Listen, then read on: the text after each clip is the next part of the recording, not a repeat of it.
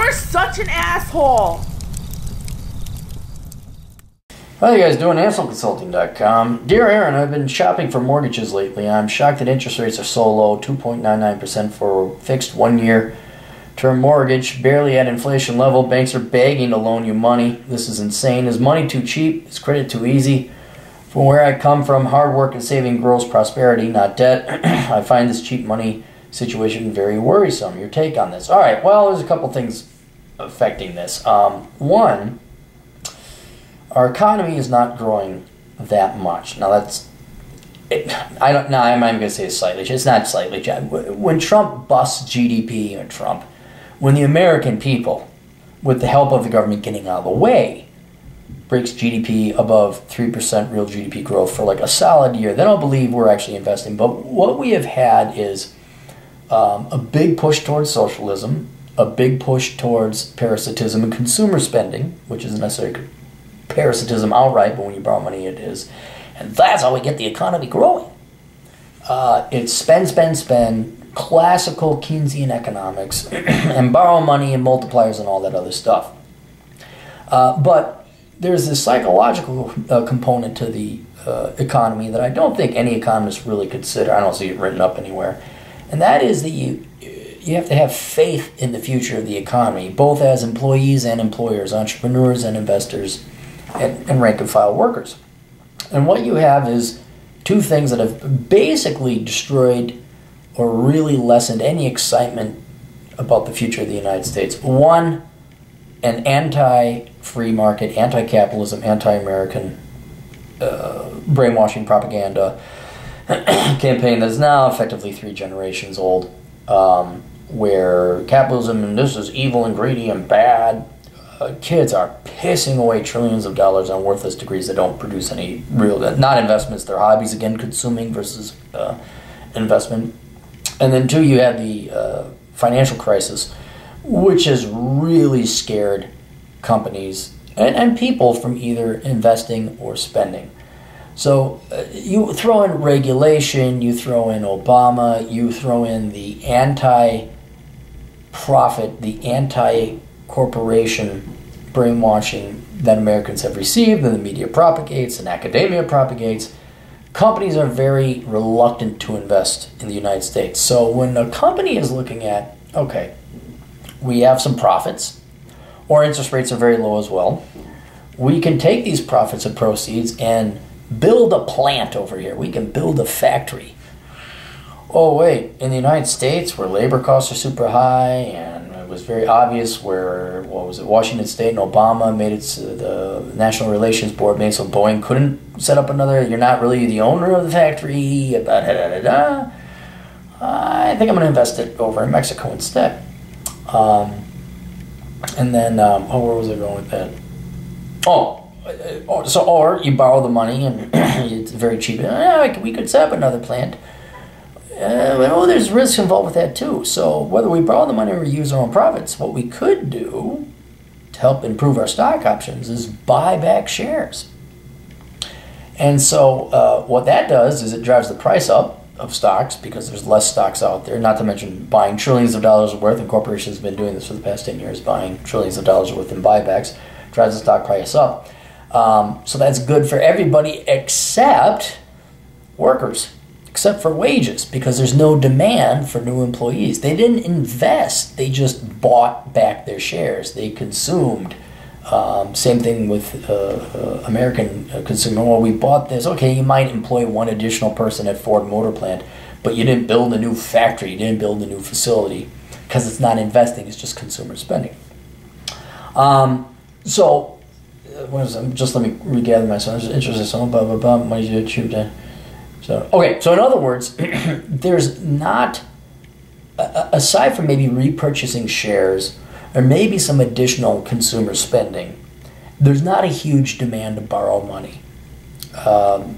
You can also see this, and I think this is definitely related to it, is the velocity of money, which is kind of, you consider the faith in the economy, and that's the speed at which a dollar is spent. So I buy a shirt from you, you take that money, and then you buy some gas from Bob. Bob takes that money. Well, how many times is that dollar spent per unit of time? It's called velocity. velocity has tanked.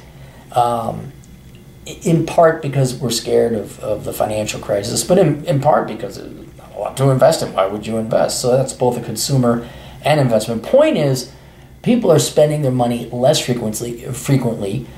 Debt, household debt as a percentage of GDP has actually stayed pretty low. I also think the millennials are in part to do with that. They're not big spenders because they got student loan debt. But they're also minimalists. I will grant them one thing in that regard is they're not materialists. They are okay with getting by on little. But the point is that the government has printed off all this money. Banks want to lend out money. They want to have investors and entrepreneurs borrow the money.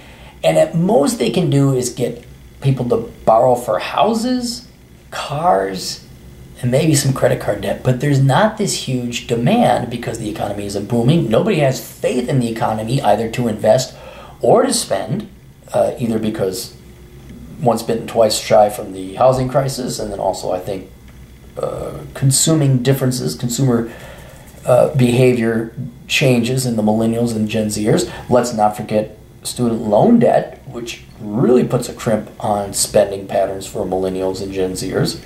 So there's just not this demand for all that money that's been printed off.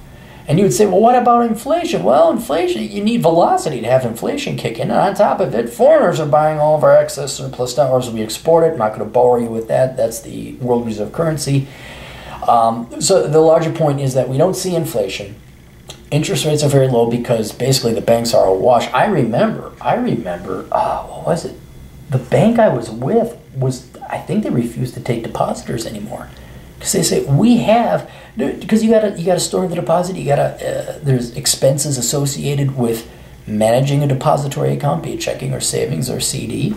And if you don't have good borrowers borrowing it, it just sits there. It's a money-losing operation. This is another reason why banks are all about nickel and diming you with fees. They love people that have bad balances. They love people with bad credit because they can nickel and dime them for fees.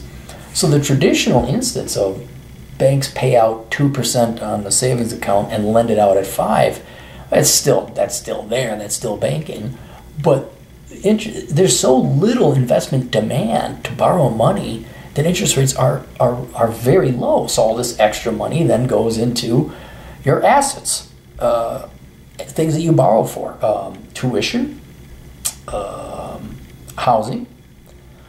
In the case of corporate buybacks, stocks and bonds. And what we have now is the inflation may not be in milk or oil or plastics or clothes, but it sure the hell is in asset prices.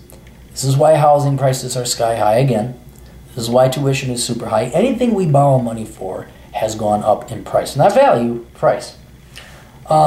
So just to give you the mechanics behind what's happening there, that's basically what's happening. The United States is putting off a shit ton of money. We're still putting off a shit ton of money.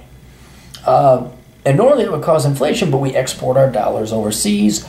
No one has faith in the economy anymore. Everyone's saving their money. No one's really buying it. Millennials aren't buying because they can't afford it. That money never makes it into circulation, or very little of it makes it into circulation. The velocity is very low. We don't have inflation, but where it does go, it causes asset bubbles and causes asset prices to go up. So your rents are higher, housing prices higher and all that, even though your interest rates are very low. So, and you could kind of see it, like interest rates were edging up during Reagan because there was economic growth occurring, although they came way down from the stagflation days, but we won't bore you about the Volcker recession.